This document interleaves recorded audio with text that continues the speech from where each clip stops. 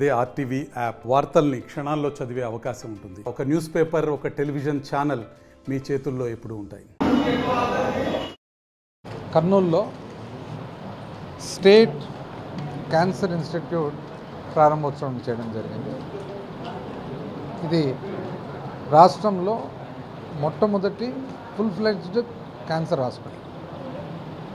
అంటే ఇది ఎటువంటి సర్వీసెస్ అంటే ఇక్కడ ప్రైవేట్ క్యాన్సర్ హాస్పిటల్స్ ఏవైతే ఉన్నాయో ఆ క్యాన్సర్ హాస్పిటల్స్ ఏవైతే ఉమ్మడి రాష్ట్రంలో ఉన్నాయో, అంటే ఉదాహరణకు బసవతారకం మెమోరియల్ అనుకోండి, లేకుంటే ఈ మధ్యకాలంలో వచ్చిన ఒమేగా అనుకోండి, క్యాన్సర్ స్పెషలైజేషన్ ఉన్న హాస్పిటల్స్, ఆ హాస్పిటల్స్లో ఏ ట్రీట్మెంట్ అయితే దొరుకుతుందో అంతకంటే కూడా ఇంకా మెరుగైన ఎక్విప్మెంట్తో పాటు డాక్టర్స్తో పాటు ట్రీట్మెంట్ పొందేదానికి సామాన్య మానవునికి ఇప్పుడు అవకాశం దొరుకుతుంది.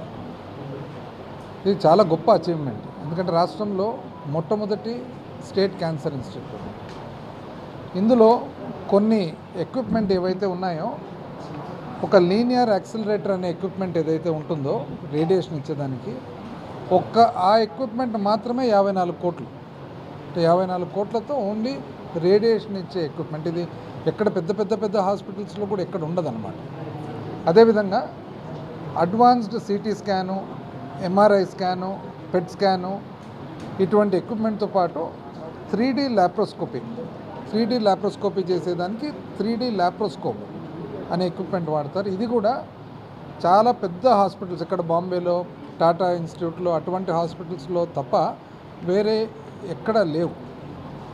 దాంతోపాటు డాక్టర్స్ దాదాపు 250 మంది డాక్టర్స్ అండ్ స్టాఫ్ ఇక్కడ పనిచేయబోతూ ఉన్నారు. 250 మందిలో పైనుంచి చూసినట్లయితే డైరెక్టర్తో పాటు సర్జికల్ ఆంకాలజిస్ట్ కానీ, క్లినికల్ ఆంకాలజిస్ట్ కానీ, ఆ విధంగా చూసుకుంటూ వస్తే అన్ని రకాల సూపర్ స్పెషలైజేషన్ ఉన్న డాక్టర్స్ అందరూ కూడా ఇందులో ఉంటారనమాట.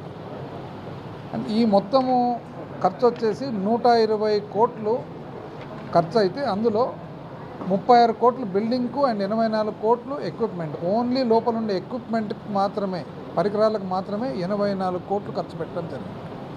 ఇది రాయలసీమ ప్రాంతానికి, ముఖ్యంగా కర్నూలుకు చాలా గర్వకారణం.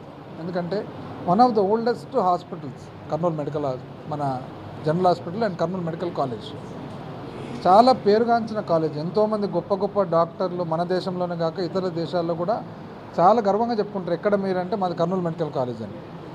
ఈ మెడికల్ కాలేజ్ ఆవరణలో కర్నూలులో రాయలసీమ ప్రాంతానికి, ఎందుకంటే కర్నూలు ఇంకో ప్రత్యేకత ఏమంటే రాయలసీమ ప్రాంతానికే కాకుండా సగభాగం మహబూబ్ నగర్ వాళ్ళందరూ కూడా ఇక్కడికి వస్తారు ట్రీట్మెంట్కు.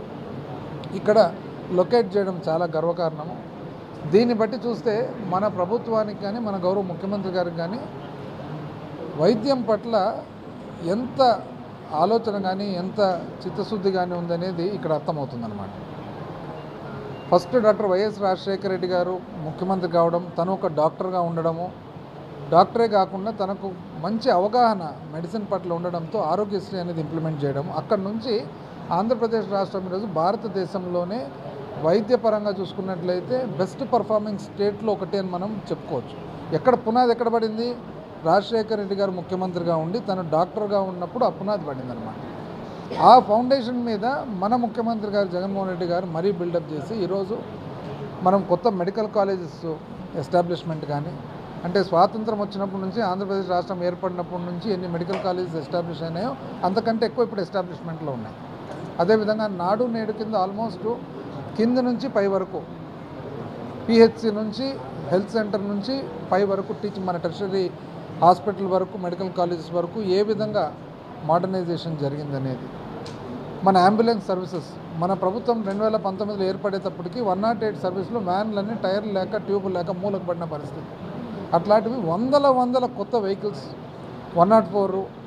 ఈరోజు మన ఫ్యామిలీ డాక్టర్ కాన్సెప్ట్ ఎక్కడి నుంచి వచ్చింది? ఫ్యామిలీ డాక్టర్ కాన్సెప్ట్ ఇది యూకే నుంచి, ఇంగ్లాండ్ నుంచి వచ్చినది ఫ్యామిలీ డాక్టర్ కాన్సెప్ట్. అంటే డాక్టరే ఇంటికి పోవడం, ఎవ్రీ పర్సన్, అంటే ఆంధ్రప్రదేశ్ రాష్ట్రంలో ఎంతమంది ఉన్నారో ప్రతి ఒక్క సిటిజన్ మొత్తం హెల్త్ డేటా అంతా మ్యాప్ అయిపోయి ఉంటుంది. ఏ ఇంట్లో ఎవరికి డయాబెటీస్ ఉంది, ఏ ఇంట్లో ఎవరికి బ్లడ్ ప్రెషర్ ఉంది, ఏ ఇంట్లో ఎవరికి అదర్ కాంప్లికేషన్స్ ఉన్నాయి, మ్యాప్ అయ్యేదే కాకుండా ట్రీట్మెంట్ ఇంటి దగ్గరకే కాకుండా మెడిసిన్స్ కూడా కొరియర్లో ఇంటికి ఆరోగ్యశ్రీ విషయానికి వస్తే ఏదో 900 800 ఉండే ట్రీట్మెంట్లు ఇప్పుడు 3000 వరకు ట్రీట్మెంట్లు. ఆరోగ్యశ్రీ అమౌంటే కాకుండా ట్రీట్మెంట్ పొందిన తర్వాత పేషెంట్ ఇంటికి పోయే వరకు కూడా మళ్ళా ఎక్స్పెండిచర్. ఇవన్నీ చూసినట్లయితే ప్రభుత్వము సామాన్య మానవుని వైద్యం పట్ల ఏ విధంగా పరిపాలన చేస్తూ ఉంది అనేది క్లియర్గా అర్థమవుతుంది. అయితే బాధ ఏమంటే ఈ ప్రతిపక్ష పార్టీ వాళ్ళు మాట్లాడితే అభివృద్ధి ఎక్కడ, ఇప్పుడు దీన్ని ఏమంటారు అని, దీన్ని అభివృద్ధి కాక ఏమంటారు అని. అంటే ఈరోజు గమనించినట్లయితే 120 కోట్ల ఇన్ఫ్రాస్ట్రక్చర్తో స్టేట్ క్యాన్సర్ ఇన్స్టిట్యూట్ ఇక్కడ పెట్టడం జరుగుతుంది. 250 మంది స్టాఫ్. మరి అభివృద్ధి కాక దీన్ని ఏమంటారు అని. ఇంకోటి ఆశ్చర్యకరమైన విషయం ఏమంటే ప్రతిపక్షం వాళ్ళ స్పీచ్లు కూడా చూసినట్లయితే మేము వచ్చిన తర్వాత వాళ్ళని ఇబ్బంది పడతాం, వీళ్ళని ఇబ్బంది పెడతాము, అది కూలగొడతాము, ఇది అసలు మీరు పరిపాలనలోకి రావాలనుకునేది మీ ప్రణాళిక చెప్పండి, మీరు ఏ విధంగా అభివృద్ధి చేయబోతున్నారో చెప్పండి. కానీ వచ్చిన తర్వాత ఎంతసేపు నెగిటివ్గా అది కూలగొడతాము, ఇది ఇబ్బంది పెడతాము, తాడేపల్లిలో ఇండ్లను కూలగొడతాము. మిమ్మల్ని ఎవరు అడగొట్టారండి? మీరు కూలగొట్టేది కావాల్సింది, మీరు ఏం కట్టబోతున్నారో చెప్పండి. నెగిటివ్ క్యాంపెయిన్ అనేది లేకుండా కొద్దిగా ఆలోచనతో బాగా చుట్టూ విచారించుకొని ఏం జరిగింది అభివృద్ధి. కర్నూలుకి ఏం జరిగింది? కర్నూలుకు స్టేట్ క్యాన్సర్ ఇన్స్టిట్యూట్ వచ్చింది. కర్నూలుకు మెడికల్ కాలేజ్ ఆధునీకరణకు 100 కోట్లు ఖర్చు పెట్టడం జరుగుతూ ఉంది. కర్నూలుకు సిల్వర్ జూబ్లీ కాలేజ్ వచ్చింది. కర్నూలుకు గాజులదిన్న ప్రాజెక్ట్ ఇంప్రూవ్మెంట్ జరిగింది. కర్నూలుకు నంద్యాల కలిసి నేషనల్ హైవేస్ వచ్చినాయి. కర్నూలు నగరానికి 130 కోట్లతో డ్రింకింగ్ వాటర్ ఆగ్మెంటేషన్ స్కీమ్ ఇప్పుడు కంప్లీషన్కు దగ్గరకు వచ్చింది. కర్నూలుకు 1 టౌన్కు సూవేజ్ ట్రీట్మెంట్ ప్లాంట్ 130 కోట్లతో వర్క్ స్టార్ట్ కాబోతుంది. శాంక్షన్ అయింది, టెండర్ కూడా అయిపోయింది. కర్నూలులో 30 కోట్లతో కొత్త బ్రహ్మాండమైన municipal corporation office building construction ఉంది, కొన్ని నెలల్లో కంప్లీట్ అయిపోతుంది. మళ్ళీ ఇవన్నీ దీన్ని అభివృద్ధి కాక దీన్ని ఏమంటారు అని. ఎందుకంటే మాకు ప్రతిపక్షం వాళ్ళ డెఫినేషన్ అర్థం కావడం లేదు. ఈ డిక్షనరీ చూసి వాళ్ళకి అభివృద్ధి అంటే ఏమి అనేది క్వశ్చన్ మార్క్ పెట్టాల వాళ్ళ డెఫినేషన్. ఇంత అన్యాయంగా మాట్లాడేది మాత్రం చాలా అన్యాయం. ఎందుకంటే 2019 నుంచి ఫస్ట్ 1 ఇయర్ పాత ప్రభుత్వంలో ఉన్న డెఫిషియన్సీస్ అర్థం చేసుకునేదానికే సరిపోయింది. 2020 నుంచి 1.5 సంవత్సరం పూర్తిగా కోవిడ్కి పోయింది. అంటే ఈ మొత్తం డెవలప్మెంట్ అంతా కూడా మన ప్రభుత్వాన్ని 2.5 సంవత్సరమే. ఇది 5 సంవత్సరాల డెవలప్మెంట్ కాదు, 2.5 సంవత్సరంలో ఇంత డెవలప్ అయ్యి వేల కోట్లు వైద్యం మీద, వేల కోట్లు విద్య మీద, వేల కోట్లు ఇరిగేషన్ మీద. మీరు ఈరోజు గమనించినట్లయితే ముఖ్యమంత్రి గారు వారానికి ఒక ప్రాజెక్ట్ ఇనాగ్రేట్ చేసుకుంటూ పోతున్నారు. వారానికి ఒక ప్రాజెక్ట్. ఇండస్ట్రీస్ పరిశ్రమ చూసినట్లయితే ఇంతకు ముందు కంటే ఎక్కువ ఇన్వెస్ట్మెంట్ ఇప్పుడు వచ్చింది.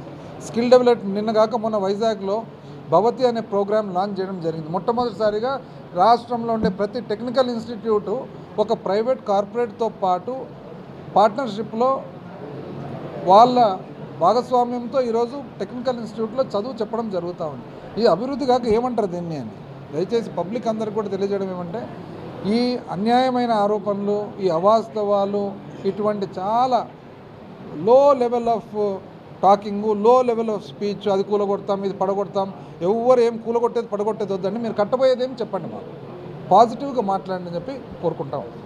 మరిన్ని వీడియోస్ కోసం ఛానల్ ని సబ్స్క్రైబ్ చేయండి, లేటెస్ట్ అప్డేట్స్ కోసం వాట్సాప్ ఛానల్ ని ఫాలో చేయండి, అండ్ లింక్ డిస్క్రిప్షన్ లో ఉంది.